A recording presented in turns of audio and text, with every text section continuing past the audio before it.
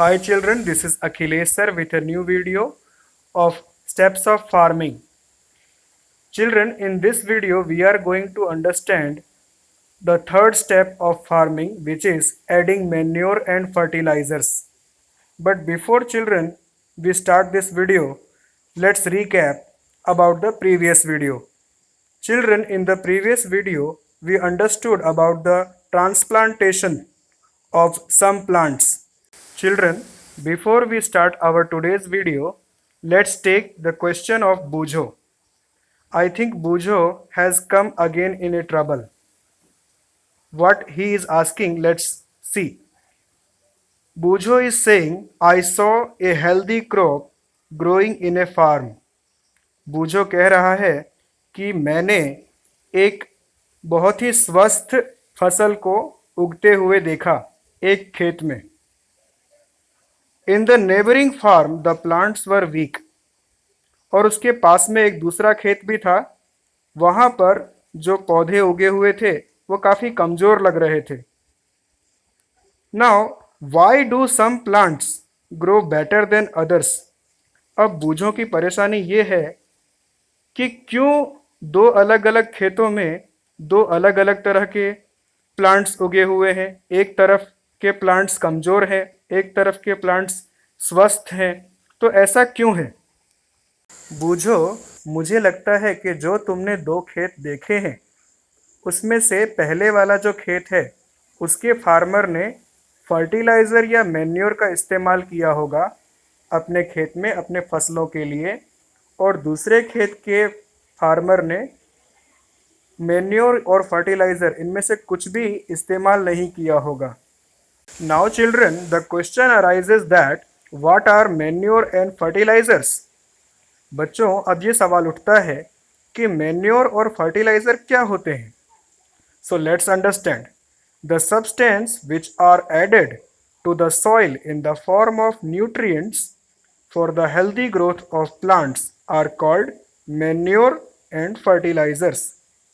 बच्चों, जिन चीज़ों को मिट्टी में डालने से पौधों या फसलों का विकास बहुत अच्छे तरीके से होता है, मतलब पौधे या फसल बहुत ही स्वस्थ रहते हैं और अच्छे से बड़े होते हैं, उन चीज़ों को हम मैन्योर और फर्टिलाइजर्स कहते हैं. Children, one question might be coming in your mind that what is manure and what are fertilisers. Are they same or are they different. बच्चों, आपके दिमाग में एक सवाल आ रहा होगा शायद कि मैन्योर और फर्टिलाइज़र अलग अलग होते हैं कि एक ही होते हैं, और अगर अलग अलग होते हैं तो मैन्योर किसे कहते हैं और फर्टिलाइज़र किसे कहते हैं. तो चलो बच्चों, इसे समझ लेते हैं. सबसे पहले बात करते हैं मैन्योर की. Manure is an organic substance obtained from the decomposition of plant or animal wastes. Farmers dump plant and animal waste in pits at open place and allow it to decompose. The decomposition is caused by some microorganisms. The decomposed matter is used as organic manure.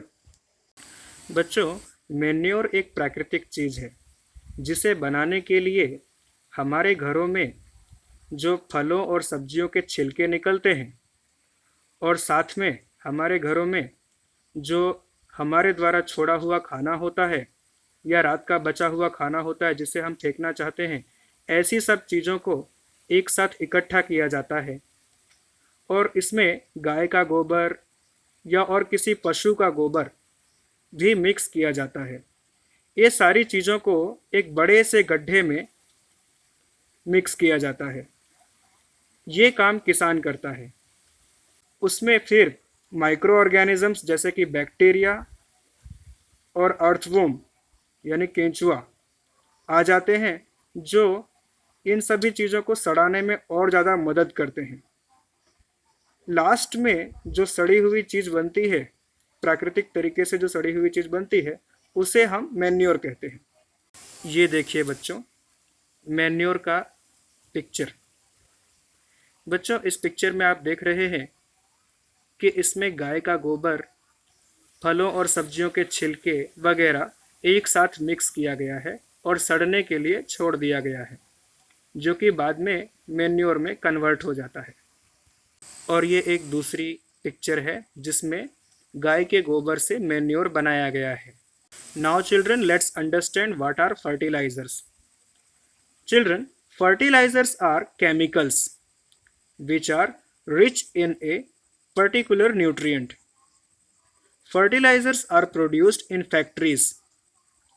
Some examples of fertilizers are urea, ammonium sulfate, superphosphate, potash, NPK means nitrogen, phosphorus, potassium.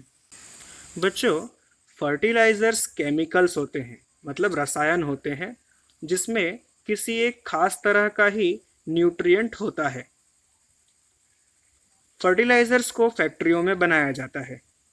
Fertilisers के कुछ example हैं जैसे कि urea, ammonium sulphate, superphosphate, potash और NPK. NPK का full form है nitrogen, phosphorus and potassium. ये देखिए बच्चों, नाइट्रोजन, फॉस्फोरस और पोटेशियम की पिक्चर। तीनों तरह के फर्टिलाइजर्स आप एक ही पिक्चर में देख रहे हैं। बच्चों, ये है यूरिया फर्टिलाइजर की पिक्चर। यूरिया फर्टिलाइजर में 46% नाइट्रोजन होता है, मतलब 46% तक नाइट्रोजन होता है। यूरिया फर्टिलाइजर पानी में बड़ी आसानी से घुल जाता है। Now children, let's understand difference between manure and fertilizers. Now children, let's understand difference between fertilizer and manure one by one. Children, fertilizer is a man-made inorganic salt. Fertiliser एक अप्राकृतिक नमक है जिसे फैक्ट्री में बनाया जाता है इंसानों के द्वारा। And let's understand about manure. Manure is a natural substance obtained by the decomposition of cattle dung and plant residues. Manure एक प्राकृतिक चीज है जिसे बनाने के लिए फलों के छिलके, सब्जियों के छिलके, पत्ते और पशुओं के गोबर को मिक्स करके सड़ा करके बनाया जाता है। The second difference is fertilizer is prepared in factories. जैसे मैंने पहले कहा, फर्टिलाइजर फैक्ट्रियों में बनाया जाता है। Manure can be prepared in the fields, लेकिन मैन्योर बनाने के लिए हम खेतों में ही गड्ढा खोदकर बना सकते हैं। Fertiliser does not provide any humus to the soil. Fertiliser मिट्टी में किसी भी तरह के ह्यूमस को नहीं डालता है। ह्यूमस का मतलब है कि भूरे रंग का खाद। Manure provides a lot of humus to the soil, लेकिन मैन्योर मिट्टी के अंदर बहुत सारा ह्यूमस डाल देता है। Fertilisers are very rich in plant nutrients like nitrogen, phosphorus and potassium. Fertilisers में खास तरह के न्यूट्रिएंट्स होते हैं जो पौधों को मदद करते हैं, जैसे कि नाइट्रोजन, फास्फोरस और potassium. Manure is relatively less rich in plant nutrients. Manure में भी ये सारे तरह के न्यूट्रिएंट्स होते तो हैं, लेकिन बहुत ही कम मात्रा में होते हैं। बच्चों, ये देखिए, इस पिक्चर में आप देख रहे हैं कि एक फार्मर, एक किसान कैसे मिट्टी में मैन्योर को मिला रहा है। बच्चों, अब ये पिक्चर देखिए। इस पिक्चर में आप देख रहे हैं कि कैसे एक किसान मिट्टी में फर्टिलाइज़र को मिला रहा है। डालना हो तो हम इस तरीके से, जैसा कि आप इस पिक्चर में देख रहे हैं कि ब्रॉडकास्टिंग मेथड से फर्टिलाइज़र का छिड़काव किया जा रहा है। किसान ने एक हाथ में एक बर्तन रखा हुआ है, उसमें से फर्टिलाइज़र को उठाकर अपने दूसरे हाथ से पूरे खेत में छिड़क रहा है। The use of fertilizer has helped farmers to get better yield of crops such as wheat, paddy and maize. But excessive use of fertilizer has made the soil less fertile. Fertilizer have also become a source of water pollution. बच्चों, fertiliser का इस्तेमाल करने से गेहूं की फसल, चावल की फसल और मकई की फसल और भी बहुत सारी फसल की पैदावार तो बहुत अच्छी हो जाती है, लेकिन फर्टिलाइज़र का बहुत ज़्यादा इस्तेमाल करने से मिट्टी की उपजाऊपन की शक्ति कम होती जाती है। मतलब मिट्टी लेस फर्टाइल होता जाता है। और फर्टिलाइज़र का इस्तेमाल ज़्यादा करने से वाटर पॉल्यूशन भी होता है। Now a new topic which is crop rotation. Let's understand what is crop rotation. Children, crop rotation is another method of replenishing the soil with nutrients. This can be done by growing different crops alternately.